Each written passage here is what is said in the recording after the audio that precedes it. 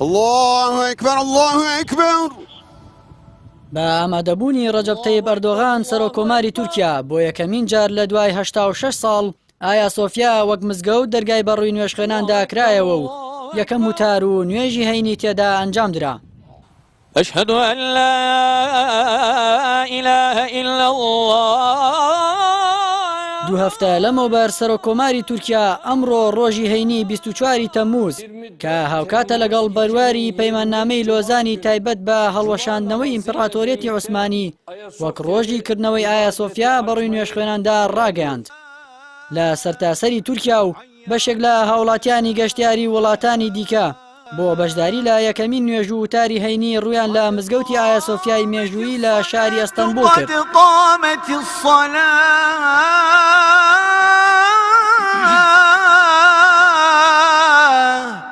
بە پێی زانیاریەکانیش 350,000 کەس بەشداریان لە وتار و نوێژەکەدا کرد. لە دەستپێکی وتاری هەینیدا کە سەرۆکی کاروباری ئاینی تورکیا خوێندیەوە باسی لە گەورەی مزگەوت و پێگەی مێژووی مزگەوتی ئایا سۆفیای کرد.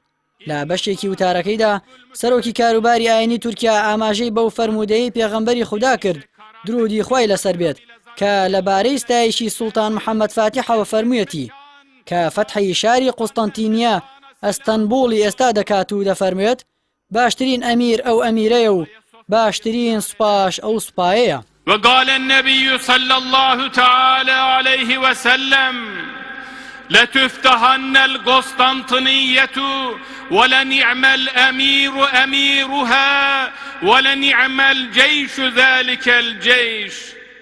لای خۆیەوە ڕەجەب تەیب ئەردۆغان سەرۆکۆماری تورکیا لە میانی لێدوانێکی ڕۆژنامەوانیدا ڕایگەیاند ئایا سۆفیا گەڕایەوە بۆ بنەڕەتی خۆی و جارێکی دیکە بووەوە بە مزگەوت هەر بەو شێوەیەش بۆ خزمەتی بڕواداران وەک مزگەوت دەمێنێتەوە. ئەردۆغان وتیشی ئایا سۆفیا دەبێتە شوێنێک شوێنکەوتوانی هەموو ئاینەکان بۆ لای خۆی پەڵکێش دەکات. أولئك على هدى من ربهم وأولئك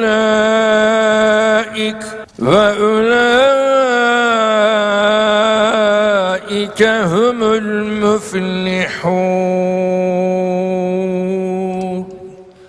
وەک بیرهێنانەوەیەکی مێژوویش لە بنەڕەتدا ئایا سۆفیا دامەزراوەیەکی سەر بە کلێسای مەسیحی خۆرەڵات بوو لە شاری قوستەنتینیە واتە ئەستەنبوڵی ئێستا.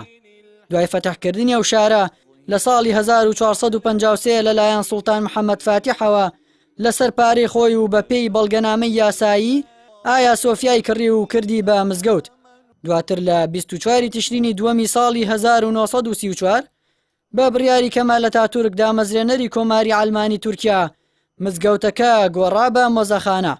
دوای 86 ساڵ و لە ڕۆژی 11 ئەم مانگە دادگای باڵای کاریگەڕی تورکیا ئەو بڕیاری هەڵوەشاندەوە و ئایا سۆفیا گێڕایەوە بۆ بنەڕەتەکەی خۆی کە مزگەوت بوو.